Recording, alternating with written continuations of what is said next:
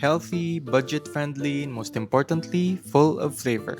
Today we're making Ginataang Kalabasa at Sitaw. The process is simple, but near the end I'll show you a small trick I learned from my mother that makes this dish extra aromatic. It's subtle, but once you taste it, you'll notice when it's missing. Let's start preparing our ingredients.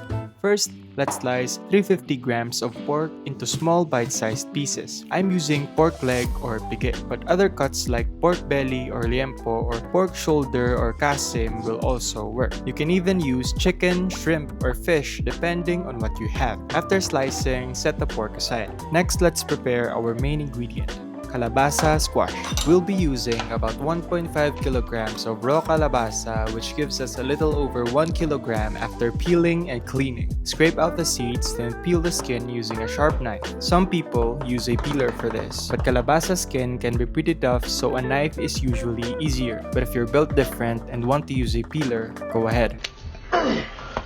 I'm built different. After peeling, cut the squash into medium-sized pieces. Try not to cut them too small so they can soften and make the sauce creamy without completely falling apart. Once cut, set the calabaza aside. Next, we'll need some snake beans. Some people call them string beans or simply sitaw. This is about 130 grams or around 10 pieces. Remove the tips, then slice them into bite-sized pieces around 2 inches long.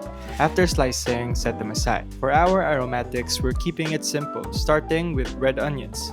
We'll be using 2 small ones, about 65 grams.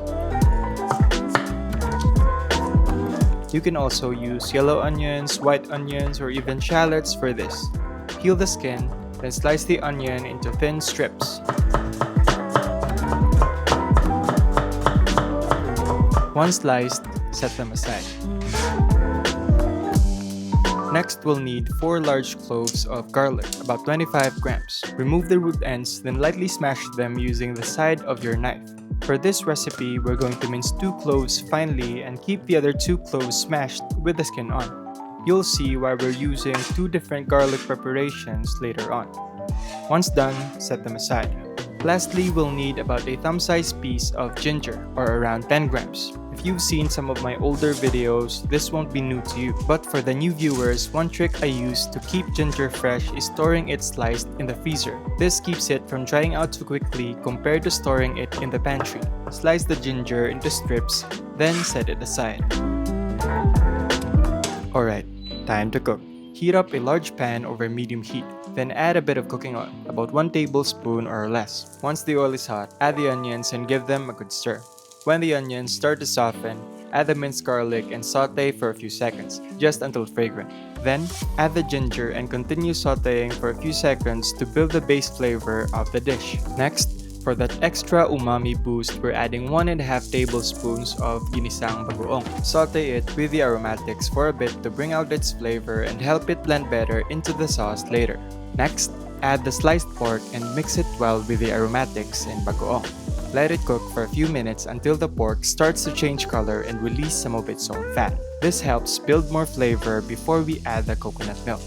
Next, we're adding 50 grams of dried shrimp, or hibe. Fresh shrimp would be even better if you have the budget, but for this recipe, we're keeping it simple and budget-friendly. To tenderize the pork, add 1 cup or 250 ml of water, followed by 200 ml of coconut milk or gata. If you're using fresh gata, this would be from the second squeeze of the coconut. We'll be saving the Kakang gata or coconut cream for later so we get a richer and creamier finish near the end. Cover the pan, bring this to a gentle simmer and let the pork cook until it starts to become tender. Stir occasionally so nothing sticks to the bottom, and keep the heat around medium to low so the coconut milk doesn't boil too aggressively. For pork leg, this can take around 25 to 35 minutes depending on the size of your cuts. Once the pork is starting to become tender, add the sliced calabaza. Gently mix everything together so the squash gets coated with the sauce. Then continue simmering until the calabaza starts to soften. As it cooks, some of the squash will naturally break down and help make the sauce thicker and creamier. After about 8 to 10 minutes, or once the calabaza is almost tender, add the snake beans or the sitaw. Mix it in and let it cook for another 3 to 5 minutes. Then add 400 ml of coconut cream or Kakang Gata. This gives the sitaw enough time to cook while still keeping a bit of texture before we make the sauce richer and creamier. As I mentioned earlier, some of the squash will naturally break down and make the sauce thicker. To help it along, we can also mash about 2 to 4 pieces of calabaza using a fork. This ensures that the squash blends well with the coconut sauce, giving the dish a natural creaminess and a richer golden color without adding anything extra. If you're enjoying this recipe so far, don't forget to subscribe for more Filipino home cooking videos. We share new recipes every week. For the full list of ingredients and their approximate cost, stay until the end of the video or jump ahead using the timestamps in the description. Now for the simple trick my mother taught me. Add the smashed garlic cloves we set aside earlier. Adding them near the end gives the dish a fresher garlic aroma, while the skin adds a subtle rustic aroma that blends really well with the coconut sauce. It's not overpowering, but it makes the whole dish smell more aromatic and complete. After a few minutes, turn off the heat and add around 2 handfuls or 1 loosely packed cup of malunggay leaves. Mix it in gently and let the residual heat cook the leaves. We're adding the malunggay at the end so it stays fresh, green, and doesn't get overcooked. Next, season with a few cracks of black pepper, about half a teaspoon or to taste. Then, add about 1 tablespoon of patis or fish sauce. You can also use salt if you prefer. I like seasoning this near the end because the saltiness from the hibe and bagoong can vary depending on where you get them. Sometimes they're already salty enough, so it's better to taste first and adjust gradually. Oh, I almost forgot. I also added a few malunggay flowers here. This is optional, but if you have them, they add a nice delicate flavor and make the dish feel even more special. This recipe is one of those dishes that reminds me how simple and satisfying home cooking can be. It's not fancy or expensive, but with the right techniques and the right ingredients, you can make something really good to share with friends and family, or something you can enjoy by yourself. Alright, let's give it a taste and see how it turned out.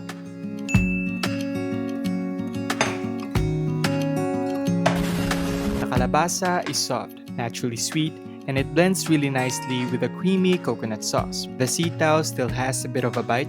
The pork adds a nice savoriness, and the hibe and the bagoong gives the dish a subtle seafood flavor. The malunggay keeps everything fresh, and the garlic we added near the end gives it a fresh aromatic finish without overpowering the dish. Overall, it's creamy, savory, slightly sweet, and really comforting with hot rice. What's your favorite protein for Ginataang Kalabasa? Pork, shrimp, chicken, fish, or no meat at all? Let me know in the comments below. Here's the full list of ingredients I used along with their approximate cost. You can pause the video or take a screenshot if you want to save it for later. A quick shout out to Bernadette Farales for leaving this comment on our Halo Halo 3 Ways video. Thank you so much for the kind words. I'm really happy you found the recipes and methods easy to follow. That's exactly why I love making these videos, to share simple ideas that can make cooking at home a little easier. If you found this video helpful, give it a thumbs up and let me know in the comments how your Ginataang Kalabasa turned out. Subscribe for more easy Filipino recipes and click the video on your screen for another easy Filipino dish. Thank you for cooking with me, and I'll see you in the next one.